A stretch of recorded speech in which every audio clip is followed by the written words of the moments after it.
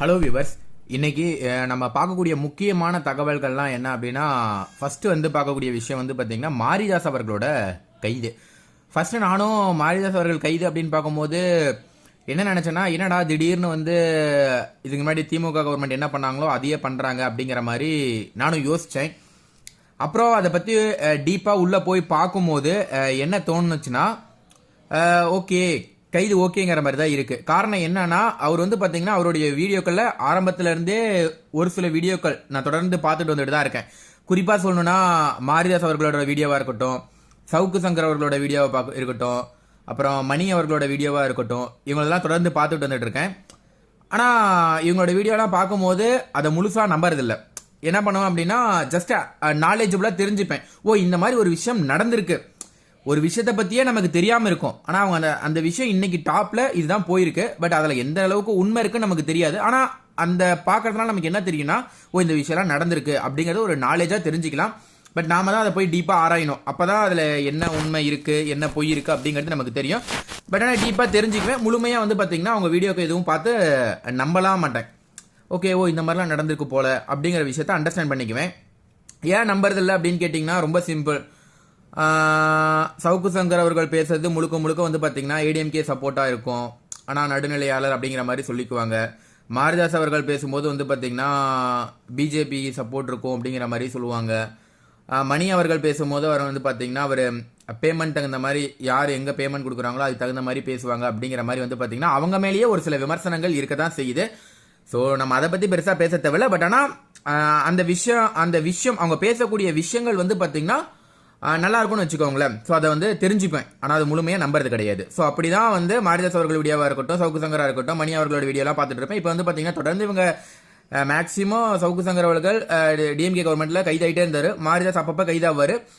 இப்போ மாரிதாஸ் அவர்கள் வந்து பார்த்தீங்கன்னா கைதாயிருக்காரு. நான் பார்த்துட்டு என்னடா அது அதே மாதிரி கைது பண்ணுறாங்களே அப்படிங்கிற மாதிரி யோசிச்சேன். ஒருவேளை கருத்து சுதந்திரமானு யோசிச்சேன். பட் இவருடைய விஷயங்கள் என்ன கைது அப்படிங்கிறத போய் பார்க்கும்போது ஓரளவுக்கு நியாயமாக தான் இருந்தது. என்ன அப்படின்னு பார்த்தீங்கன்னா ஒன்றும் கிடையாதுங்க. முதல்ல மாரிதாஸ் அவர்களோட வீடியோவை பத்தி நான் ஒரு விஷயம் சொல்லணும் அப்படின்னா, ரொம்ப சிம்பிளான விஷயம் என்னன்னா, அவர் வந்து மேக்சிமம் ஒருத்தர் பிடிக்கலன்னா ஒரு யூகத்தின் அடிப்படையிலேயே நிறைய பேசுற மாதிரி எனக்கு தோணுது தனிப்பட்ட முறையில்.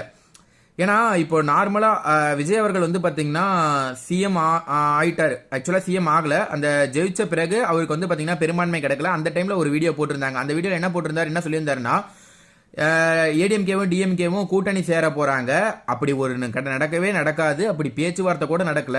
இதை வந்து பாத்தீங்கன்னா டிஎம்கே தான் வந்து சரி, இதை வந்து பாத்தீங்கன்னா டிவிகேவோட ஒரு டீம் இருக்காங்க, அந்த டீம் வேணும்னே பரப்புறாங்க, டிஎம்கேவும் ஏடிஎம்கேவும் சேர்ந்துக்கிறாங்க, சேரப்போறாங்க மாதிரி வேணும்னே பரப்புறாங்க அப்படிங்கிற மாதிரி சொல்லி அவர் வந்து ஒரு வீடியோ போட்டிருந்தாரு. நான் அந்த வீடியோவை பார்க்கும்போது என்ன தோணுச்சுன்னா, ஓ உண்மைதான் போல, அதாவது விஜயும் ஒரு சில விஷயங்கள் பண்றாரு.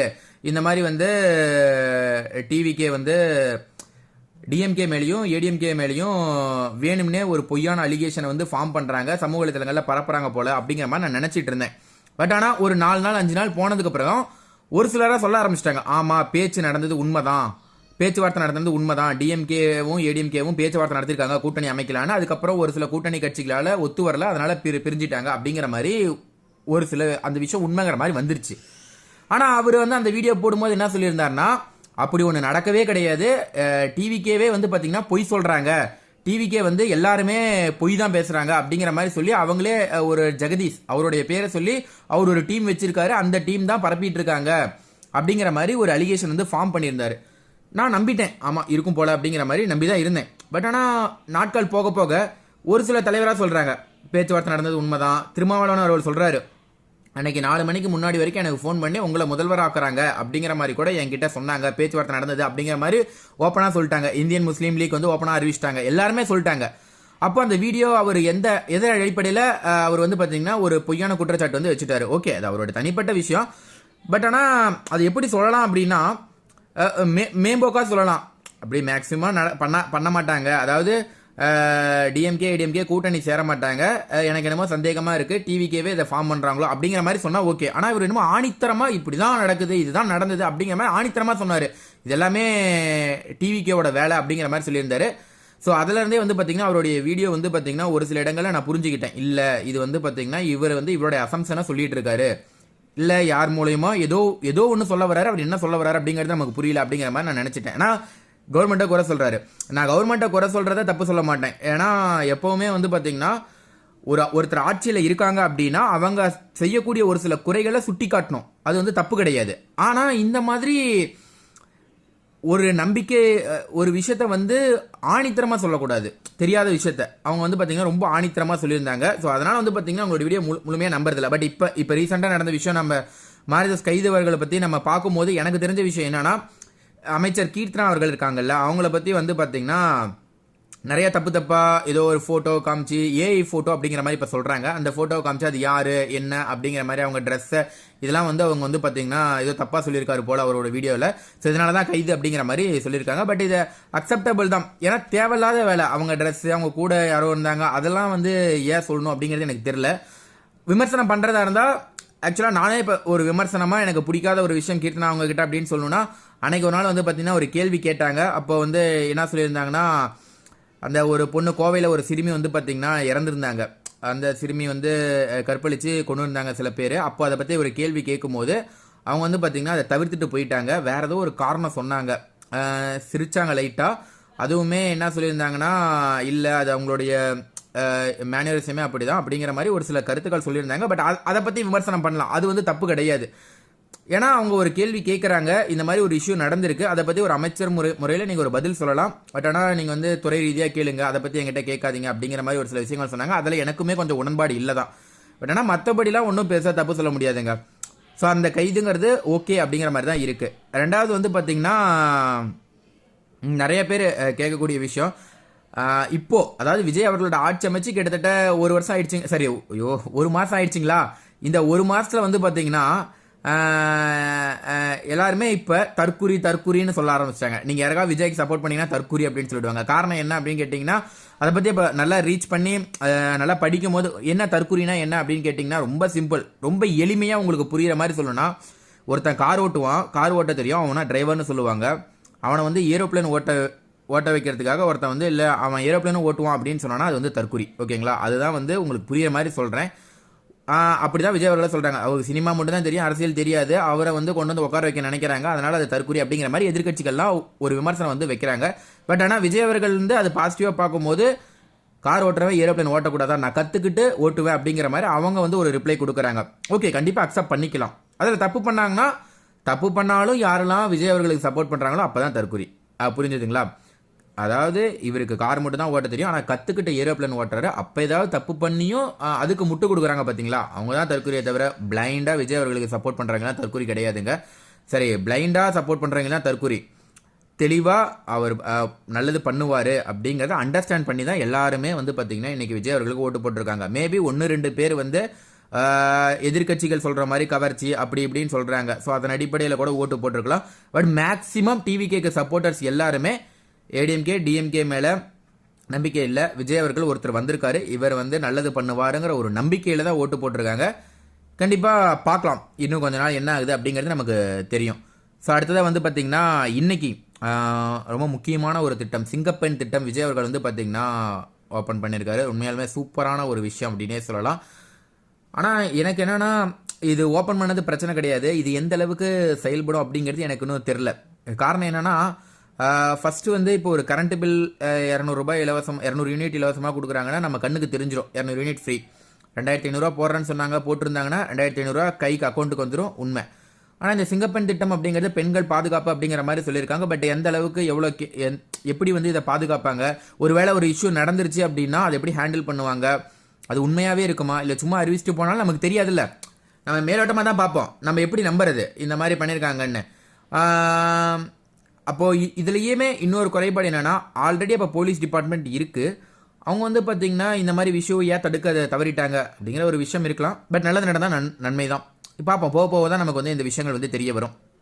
அடுத்ததான் வந்து பார்த்திங்கன்னா இன்னொரு கான்ஃப்ளிக்டான விஷயம் என்ன போயிட்டு இருந்ததுன்னா, அமைச்சர் ரமேஷ் அவர்கள் வந்து பார்த்திங்கன்னா தினமும் கோவிலுக்கு போய் ஒரு சில விஷயங்கள் பண்ணிகிட்டு இருக்காரு. உண்மையாலுமே நல்ல விஷயம்தான். இன்றைக்கி கூட வந்து பார்த்திங்கன்னா ஒரு கோவிலில் வந்து நார்மலாக பக்தர்கள் போகிற க்யூ வரிசையில் 1.5 மணி நேரமோ 2 மணி நேரமோ நின்று போய் சாமி பார்த்துருக்காரு. ஆனால் அங்கே சுற்றி இருக்கவங்களாம் கூப்பிட்றாங்க, அதுவும் அந்த வீடியோலேயே கவர் ஆகுது. சார் நீங்கள் வாங்கங்கிறாங்க, இல்லை நான் இங்கேயே வரேன் அப்படிங்கிறாரு. அப்புறம் கோயில் கிட்ட பண்ணோன்னே சார் உள்ளே வாங்க அப்படின்னு கூப்பிட்றாங்க, கொஞ்சம் முன்னாடி வாங்க, ஸ்பெஷல் தரிசனத்துக்கு வாங்கன்னு கூப்பிட்றாங்க. இல்லை நான் இங்கேருந்தே பார்த்துக்கிறேன் அப்படிங்கிற மாதிரி சொல்கிறாங்க. உண்மையாலுமே ஒரு நல்ல விஷயம் தான். என்ன காரணம் அப்படின்னு கேட்டிங்கன்னா, அப்படி போனால் தான் தெரியும் ஒரு பக்தர்கள் என்னென்ன சிரமத்தை ஃபேஸ் பண்ணுறாங்க அப்படிங்கிறது நமக்கு தெரியும். பட் ஆனால் அவருக்கும் ஆல்ரெடி தெரிஞ்சிருக்கும். ஏன்னா இதுக்கு முன்னாடி எத்தனையோ கோயில்கள் போயிருப்பாரு, இந்த மாதிரி நார்மலாக தான் போயிருப்பாரு. பட் தெரிஞ்சிருக்கும், அதெல்லாம் கொஞ்சம் கொஞ்சமாக நிவர்த்தி பண்ணுவார் அப்படிங்கிற மாதிரி நம்பப்படுது. பட் இதில் என்ன விஷயம்னா, இதை வந்து நிறைய பேர் எப்படி விமர்சனம் பண்ணுறாங்கிறத நம்ம பார்க்கணும். எப்படி விமர்சனம் பண்ணுறாங்கன்னா, கேமராவோட போகிறாங்க எங்கே போனாலும் அப்படிங்கிற மாதிரி கேட்குறாங்க. என்னோட விஷயம் என்னன்னா, அவங்க கேமராவோட போனால் என்ன, எதில் போனால் எனக்கு என்ன, நல்லது நடந்தால் ஓகே தான். இப்போ ரொம்ப சிம்பிள், ஒருத்தன் பசியோடு இருக்கான், ஓகேங்களா, அவனுக்கு சாப்பாடு கிடைச்சா போதும். அவனுடைய பார்வையில் எனக்கு இப்போ பசிக்குது ரொம்ப, எனக்கு சாப்பாடு கிடைச்சா போதும். அப்படிப்பட்ட ஒரு சூழ்நிலையில் ஒருத்தன் சாப்பாடு நான் தரமாட்டேன் அப்படிங்கிறான். இன்னொருத்தர் இருக்கான், நான் சாப்பாடு தரேன் ஆனால் வந்து வீடியோ எடுத்துக்குவேன் அப்படிங்கிறான். இதில் என்னன்னா எது நன்மைன்னு பார்த்தீங்கன்னா, தரமாட்டேங்கிறது மோசம்தான். அட்லீஸ்ட் தரேன் வீடியோவாவது எடுத்துக்கிறாங்கிறான்ல, சரி குடுறா சாப்பாடு குடுறான்னு வாங்கி சாப்பிட்டுட்டு அவன் வீடியோ எடுத்துகிட்டு போகிறான், என்னமோ பண்ணிட்டோம் நமக்கு என்ன அப்படிங்கிறது. இங்கே வந்து நன்மை நடந்துச்சா இல்லையா, அதுதான் விஷயம். தரமாட்டான்ட்டு போனதான் நன்மையே நடக்கலை, அதுதான் வந்து நம்ம புரிஞ்சிக்க வேண்டிய ஒரு விஷயம். அதனால் வந்து இந்த மாதிரி ஒரு விமர்சனங்கள், கேமராவோட போகிறாங்க, அந்த இதோட போகிறாங்க, ரீல்ஸ் அரசு அப்படின்னு சொன்னாலும் அதெல்லாம் வந்து பெருசாக எந்த பாதிப்பும் ஏற்படுத்தாது. அதனால் வந்து பெரிய பிரச்சனையும் கிடையாது. இது வந்து ஒரு தப்பான விஷயமும் ஃபஸ்ட்டு வந்து கிடையாது. அவங்க எப்படி பண்ணால் நமக்கு என்ன நல்லது நடந்ததா, அதுதான் வந்து விஷயம். எதுவுமே சும்மா வாய் பேச்சு இல்லாமல் ஏதாவது ஒரு செயல் நடந்தால் நன்மையான ஒரு விஷயமா தான் பார்க்கப்படுது. அப்புறம் இன்னொரு முக்கியமான விஷயம், ரொம்ப வருத்தப்படக்கூடிய விஷயம் என்ன அப்படின்னு கேட்டிங்கன்னா, வருத்தப்படுறதுன்னு கிடையாது, எல்லாருடைய ஆசையாக இருக்கக்கூடிய ஒரு விஷயம், சின்ன விஷயம் என்னன்னா, தளபதி விஜய் அவர்கள் வந்து சிஎம் ஆயிருக்காரு அப்படின்னா அதுக்கு ஒரே காரணம் என்னன்னா அவர் மட்டும்தான். இந்த ஊரில் இவங்க இருக்காங்க அதனால தான் இந்த ஊரில் ஓட்டு போட்டாங்க, அந்த ஊரில் அவங்க இருக்காங்க அதனால தான் அந்த ஊரில் ஓட்டு போட்டாங்க அப்படின்னு கிடையாது. அதனால் அதிமுகவோட எம்எல்ஏக்களை விஜய் அவர்கள் கூப்பிட்டாலும், அவங்க கட்சியில் இருக்கவங்கள இழுத்து வச்சுக்கிட்டாலும், இது என்ன ஸ்ட்ராட்டஜின்னு தெரில, அவங்கள கூப்பிட்டு வச்சுக்கிட்டு இப்போ எஸ்பி வேலுமணி இருக்காங்க, சிவி சண்முகம்னா அவங்க ஓரளவுக்கு ஓட் பேங்க் வச்சுருப்பாங்க, ஒரு பவரான ஆள்னு வச்சுக்கோங்களேன். அவங்கள இப்போ கூப்பிட்டு அவங்க கட்சியில் வச்சுக்கிட்டு அவங்கள எலெக்ஷனில் நிற்க வச்சிங்கன்னா அவங்க கண்டிப்பாக ஜெயிக்க தான் போகிறாங்க, அதில் வந்து ஒன்றும் தப்பு கிடையாது. ஆனால் மக்கள் ஓட்டு போடுறாங்க, அவங்களாம் உங்களுக்காக விஜய் அப்படிங்கிற ஃபேஸ்க்காக தான் ஓட்டு போடுறாங்க. அப்போ நீங்கள் யாரை நிற்க வச்சாலும் அந்த இடத்துல வந்து பார்த்தீங்கன்னா ஓட்டு போடுவாங்க. ஏன் தேவையில்லாமல் அவங்களெல்லாம் கூப்பிட்டுக்கிட்டு இது பண்ணணும் அப்படிங்கிறது எனக்கு ஒரு கேள்வியாக இருக்குது மைண்டில். ஏன் தேவையில்லாமல் அவங்களெல்லாம் கூப்பிட்டு இது பண்ணிகிட்டு இருக்கணும், அதான் மக்கள் ஆதரவே உங்களுக்கு இருக்குல்ல, வேற ஒருத்தரோட பவரே நமக்கு தேவையில்லை, ஏன் வந்து அவங்கள இது பண்ணிக்கிட்டு இருக்கணும் அப்படிங்கிற ஒரு டவுட் இருக்குது. ரெண்டாவது வந்து பார்த்தீங்கன்னா, அந்த பவர் சென்டர் அப்படிங்கிறது விஜய் அவர்களாக இருந்தால் நல்லாயிருக்கும்னு நினைக்கிறேன் எல்லா விஷயத்துலையும். ஆனால் பார்க்கும்போது அப்படி தெரில, அவங்கவுங்க ஏதோ பண்ணுறாங்க, ஆனால் விஜய் அவர்கள் சைலண்ட்டாகவே இருக்க மாதிரி இருக்குது. பார்க்க போனால் மேம்போக்காக நம்ம ரீல்ஸில் பார்க்கறதுனால, ஒரு வீடியோஸில் பார்க்கறதுனால இடத்துல பார்த்தா ஆதரவு அர்ஜுனா தான் ஒருவேளை பவராக இருப்பாரோ அப்படிங்கிற மாதிரி யோசிக்கிறோம். இல்லை புஷி ஆனந்தோ, இல்லை அந்தந்த அமைச்சர்களோ, ஆனால் அமைச்சர்களை பார்த்தா பெருசாக தெரியல அவங்க பவராக இருக்க மாதிரி, ஆனால் தோணுது. ஸோ இந்த விஷயத்தையும் நம்ம கொஞ்சம் ஹேண்டில் பண்ணால் நல்லாயிருக்கும்னு நினைக்கிறேன். ஸோ உங்களோட தனிப்பட்ட கருத்து என்ன, இந்த ஒரு மாத காலத்தில் விஜய் அவர்களோட ஆட்சியில் நீங்கள் என்ன நிறையா பார்க்குறீங்க, என்ன குறையாக பார்க்குறீங்க அப்படிங்கிறத கீழே கமெண்ட்டில் பதிவு பண்ணுங்கள். ஸோ சும்மா நம்ம எப்போவுமே நீங்கள் நிறைய மக்கள் விஜய் அவர்களுக்கு சப்போர்ட் பண்ணியிருந்தாலும் விமர்சனம்ங்கிறது கண்டிப்பாக வச்சு தான் ஆகணும், தப்பு பண்ணால் சொல்லி தான் ஆகணும், அதுதான் கரெக்டான ஒரு விஷயமா இருக்கும். நீங்கள் என்ன நினைக்கிறீங்க, உங்களோட தனிப்பட்ட கருத்து என்னங்கிறது கீழே கமெண்ட்டில் பதிவு பண்ணுங்கள். தேங்க்யூ.